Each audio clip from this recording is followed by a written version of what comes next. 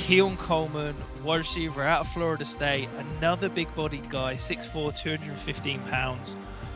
Had some interesting production, didn't really get the elite production of the other five guys we talked about, but solid, reliable, ran a fairly slow 40 at the combine, but then had the fastest time at the gauntlet, which I think has been overhyped and over-talked about incredibly. Phenomenal hands, but some real concerns about his route running and basic footwork, quite frankly. Are you a believer in Keon Coleman's talent, or do you think there's too much projection to basically spend the capital that you're going to have to draft him? Yeah, no, he's to me, when I look at his range of outcomes, it goes between Mike Williams and N'Keal Harry. He doesn't get open.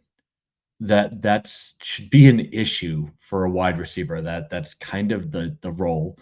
And Keon Coleman doesn't get open. He relies on 50-50 balls. He relies on those hands that you talk about that are great.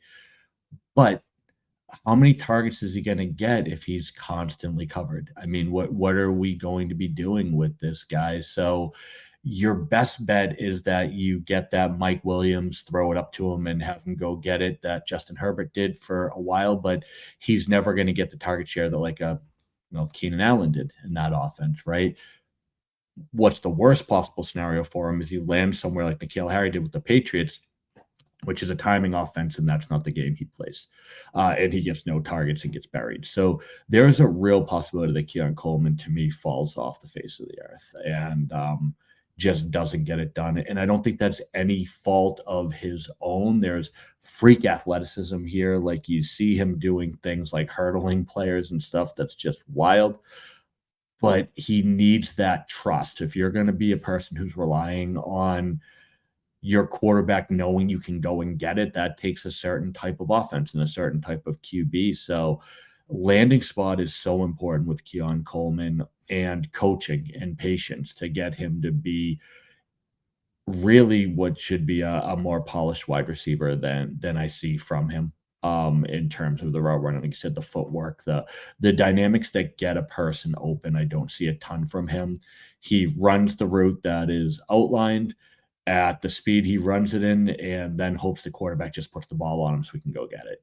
Cornerbacks don't look fooled. They don't look off balance. They look like they're just tracking, and then all 6'4", 215 of them goes and gets the ball. But he's not spinning people around. He's not torching anybody that I've seen on any of the plays that I've watched from him.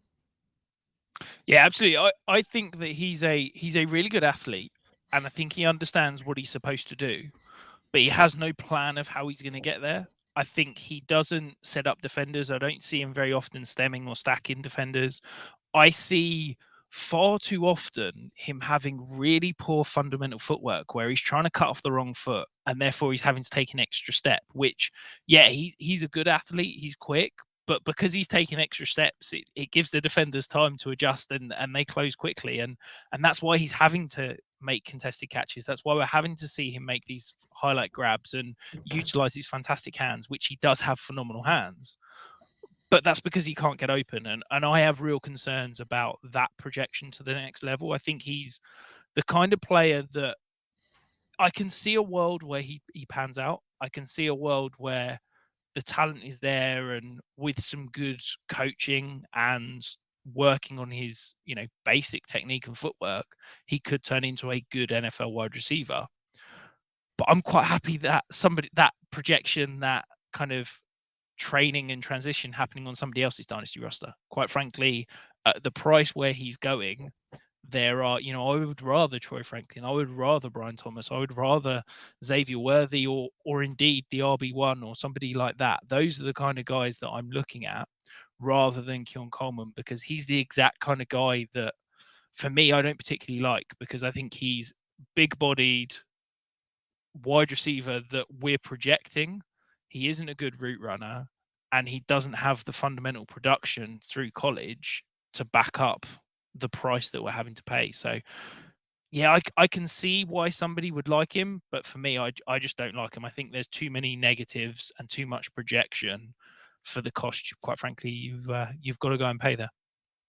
Yeah, absolutely. And I think he's one of the guys that I'm gonna watch closely. I don't see him popping year one. I just don't see a scenario where that happens. But if we start to see growth and maturity, if you're watching some of the, the micro stats as opposed to the macro overall stats that most league mates will fall into, and you start seeing him get a little more open, you start seeing him towards the tail end of the first year starting to show some promise, you'll be able to get him at a significant discount, because this is a guy I think struggles out of the gate, and like you said, is going to need some time. But if I start seeing someone unlock his freakish athleticism, I'd be buying back in. I don't see the patience of NFL coaches being there for the work that he'll need. But I hope he does. I hope this is one of those stories that we love, that kid puts in the work and reaches his absolute ceiling. But from what I see right now, yeah, it's Mike Williams at best, and I'm good with other people having players like that.